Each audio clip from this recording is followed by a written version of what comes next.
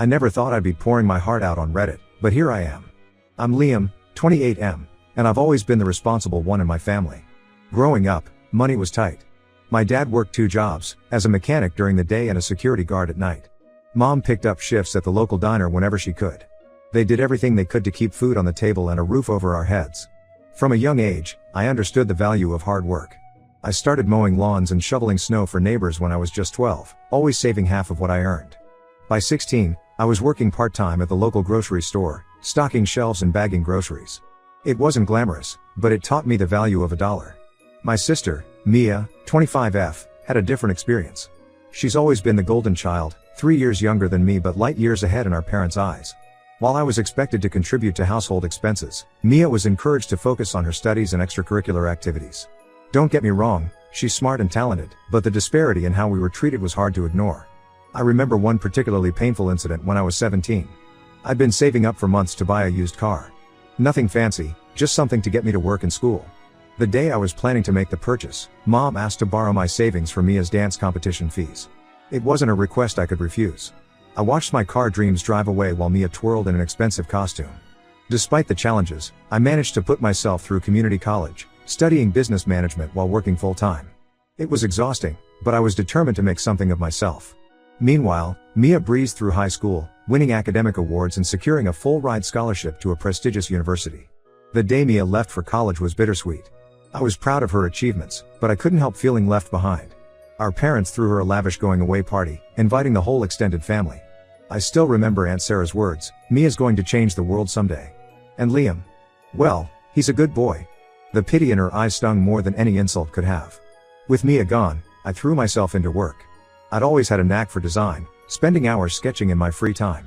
One day, on a whim, I turned one of my sketches into a simple beaded bracelet.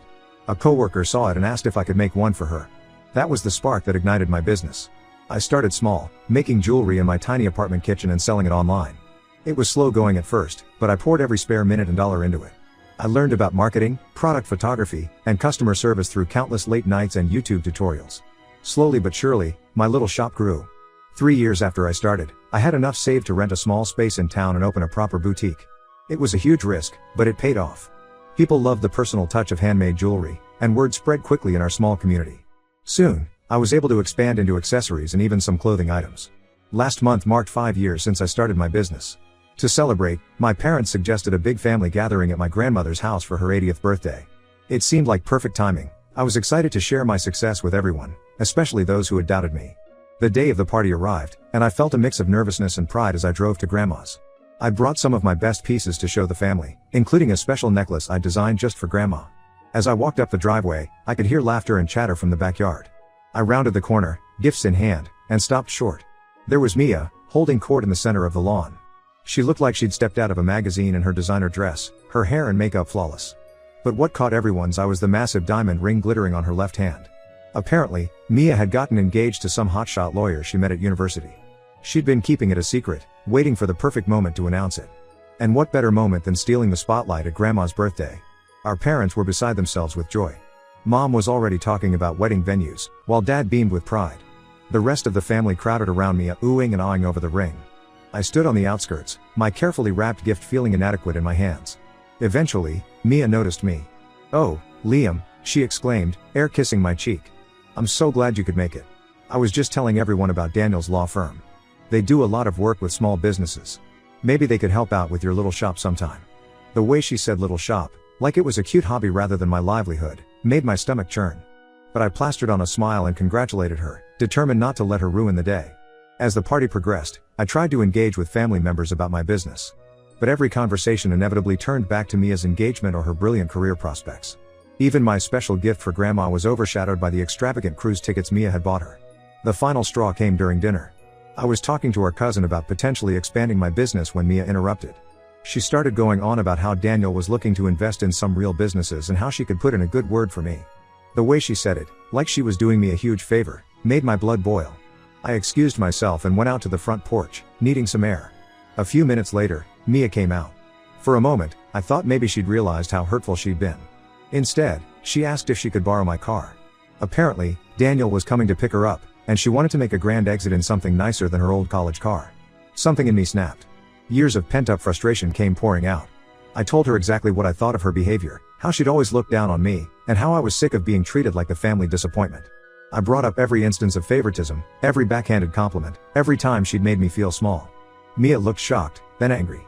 She called me jealous and small-minded, saying I'd never amount to anything if I kept this attitude. She said I should be grateful for any help she offered, given my limited prospects. Our argument got pretty heated, and soon the whole family was outside watching. Our parents tried to intervene, but I was beyond caring. I told them how their favoritism had affected me, how I'd worked hard for everything I had while Mia had everything handed to her on a silver platter.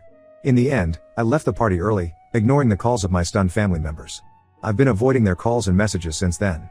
Part of me feels guilty for ruining my grandmother's birthday, but another part feels relieved to have finally stood up for myself. Am I wrong for finally speaking up? Should I have just kept quiet and let Mia have her moment? I don't know how to move forward from here, but I know I can't go back to being the family doormat. Update 1. It's been about a month since the blow up at my grandmother's birthday party, and a lot has happened. First off, thank you to everyone who commented and offered support. It really helped me gain perspective on the situation. After a week of radio silence, my parents reached out. They wanted to meet for coffee and talk things through. I was hesitant, but I agreed. We met at a small cafe downtown, neutral ground for what I expected to be a difficult conversation. To my surprise, they actually listened to me. Mom cried when I explained how their favoritism had made me feel all these years. I told them about the car incident from when I was 17, how it felt to watch my dreams take a backseat to me as wants. Dad was quieter, but I could see the guilt in his eyes when I recounted all the times they'd praised me as achievements while overlooking mine. They apologized for not realizing how their actions had affected me. They admitted they'd always seen Mia as needing more support, while they thought I was self-sufficient. It wasn't an excuse, but it helped me understand their perspective a bit better. Mom confessed that she'd always worried about Mia's self-esteem, so she overcompensated by praising her excessively. Dad said he saw so much of himself in me, hardworking, independent, that he assumed I didn't need as much attention. We talked for hours, dredging up old hurts and misunderstandings. It wasn't easy, and there were moments when I wanted to walk out. But we pushed through. By the end, we'd agreed to work on our relationship. They promised to make more of an effort to recognize my achievements and to be more equitable in their treatment of Mia and me. As for Mia, she hasn't spoken to me directly, but she sent a text saying she needed time to process everything. I'm okay with that. I think we both need space to reflect. From what Mom told me, Mia was pretty shaken by our confrontation. Apparently, she'd never realized how her actions had affected me. It doesn't excuse her behavior, but it's a start. The most unexpected development came from my extended family. My Aunt Sarah, the one who had dismissed me at Mia's going away party years ago, called me a few days after the blow-up. She apologized for her past behavior and admitted she'd been wrong about me. It turns out she'd been following my business's social media and was impressed by what I'd accomplished. Sarah owns a small chain of boutiques in the city and offered to mentor me. She even suggested potentially stocking some of my products in her stores. It's a huge opportunity, and I'm excited to see where it leads. We've had a few meetings already, and her advice has been invaluable. She's helping me streamline my production process and expand my product line. I've also been focusing on self-improvement. A friend recommended a life coach, and I decided to give it a try. It's not therapy, but it's been really helpful in building my confidence and setting boundaries. We've been working on strategies to assert myself without being confrontational and to recognize my own worth independent of others' opinions. My business has been doing well too. The publicity from my aunt has brought in new customers, and I'm even hiring my first employee next week. It's a big step, but I feel ready for it. I've been putting in long hours to prepare for the expansion, but it feels good to see my hard work paying off. One of the most significant changes has been in how I view myself. For so long, I defined my worth by how my family saw me. Now, I'm learning to appreciate my own accomplishments. The other day, I caught myself smiling at my reflection, something I can't remember doing in years. I know there's still a long way to go in healing my family relationships, but for the first time in years, I feel hopeful. I'm learning that it's okay to stand up for myself and that my feelings are valid. I'm not angry anymore, just determined to create a life that makes me happy. There have been moments of doubt, times when I've wondered if I did the right thing by speaking up. But then I look at how much has changed in just a month, and I know it was necessary. It's like lancing a wound, painful, but essential for healing. As for what's next, I'm taking it one day at a time. I'm focusing on my business, my personal growth, and rebuilding my family relationships on healthier terms. It's not always easy, but it feels right. For the first time in a long time, I'm excited about the future. Update 2. It's been 3 months since my last update, and things have taken an unexpected turn. I thought I was on the path to reconciliation with my family, but life had other plans. Remember how I mentioned Mia's fiancé, Daniel? Well, it turns out he wasn't the knight in shining armor she made him out to be. About a month ago, Mia showed up at my apartment in tears. Her perfect relationship had imploded spectacularly. Apparently, Daniel had been using her to climb the social ladder. He came from old money but had been cut off by his family due to some shady business dealings. He saw Mia as his ticket back into high society. When he realized our family wasn't as well connected as he thought, he broke off the engagement and left Mia high and dry. To make matters worse, Mia had quit her job to plan their lavish wedding. She was suddenly unemployed, single, and completely lost. Despite our past issues, I couldn't turn her away. I let her crash on my couch while she figured things out. Living with Mia has been interesting. At first, she was a mess. She'd cry for hours, then get angry and lash out. I almost kicked her out several times, but something always stopped me. Maybe it was seeing her vulnerable for the first time, or maybe I just didn't want to stoop to her level. It brought back memories of when we were kids. Before the favoritism and competition took over, Mia and I were actually close. I remembered how we used to build blanket forts in the living room, how she'd come to me with scraped knees for me to bandage. Somewhere along the way, we'd lost that connection. Slowly, things started to change. Mia began to help out around the apartment. She took an interest in my business, even offering to model some of my jewelry for social media. We started talking, really talking, for the first time in years. One night, over a bottle of wine, Mia broke down and apologized for everything. She admitted she'd always been jealous of my independence and drive. Her put-downs were a way to make herself feel better about her own insecurities. It wasn't an excuse, but it was a start. She told me about the pressure she'd felt to live up to our parents' expectations, how she'd always felt like she was one misstep away from disappointing them. It made me see her in a new light.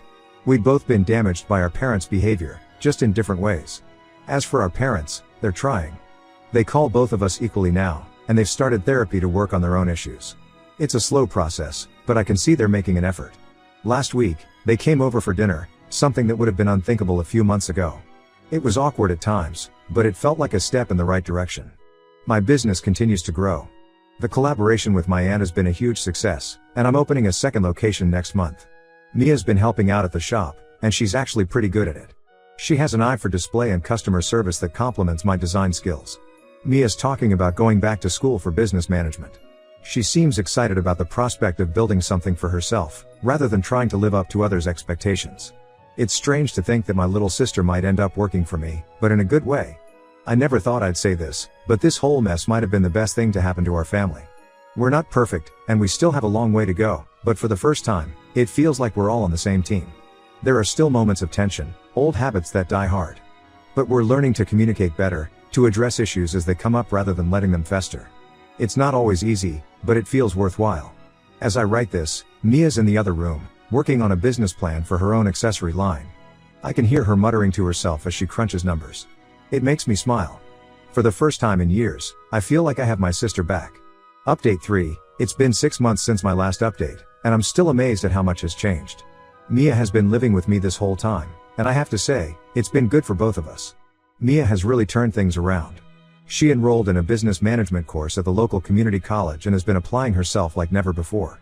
It reminds me of when we were kids and she'd get so focused on a new hobby that she'd lose track of time.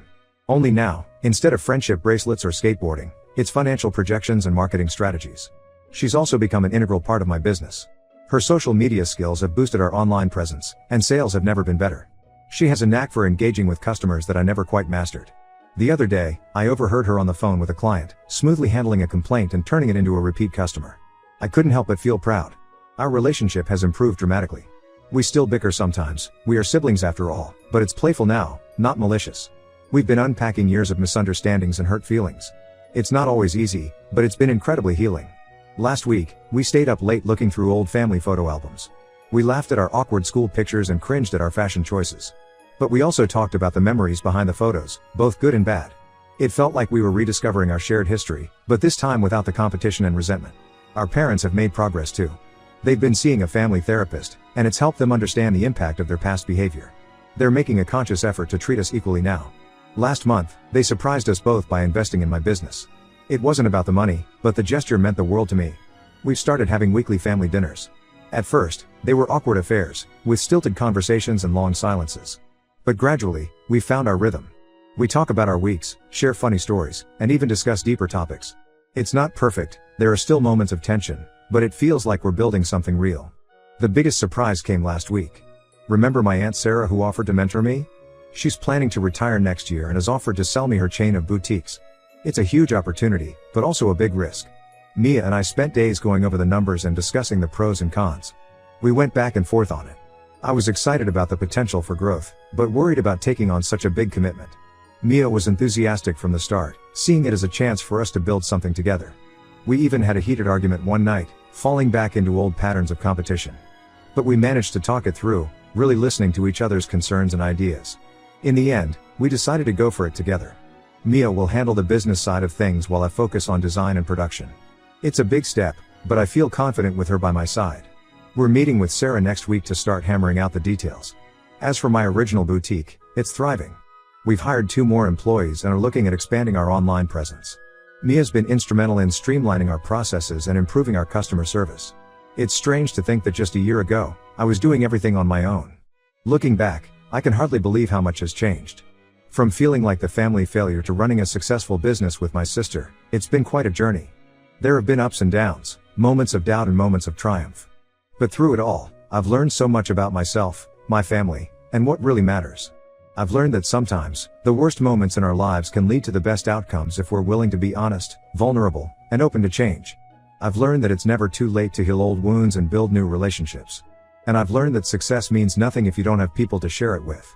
I know we'll face challenges ahead. Running a business with family isn't always easy, and we're bound to have disagreements. Our parents are still learning how to navigate their new relationship with us. And there's always the possibility that old habits could resurface. But for the first time, I feel like our family is truly united. We're not perfect, but we're trying, and that's what counts. We're learning to communicate, to support each other, and to celebrate each other's successes without feeling diminished. As I sit here writing this, I can hear Mia in the kitchen, humming as she makes dinner. Another new development. Turns out she's a pretty good cook when she puts her mind to it. Mom just texted to confirm our plans for the weekend, and Dad sent a terrible dad joke to our family group chat.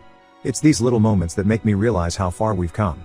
To anyone out there struggling with family issues, I want to say, it's okay to stand up for yourself. It's okay to demand respect and equal treatment. And it's okay if the path to healing isn't smooth. What matters is that you keep trying, keep communicating, and keep believing in the possibility of change. Thank you all for following my journey. Your support and advice have meant more than you know. Here's to new beginnings and the families we choose to build, whether they're the ones we're born into or the ones we create along the way.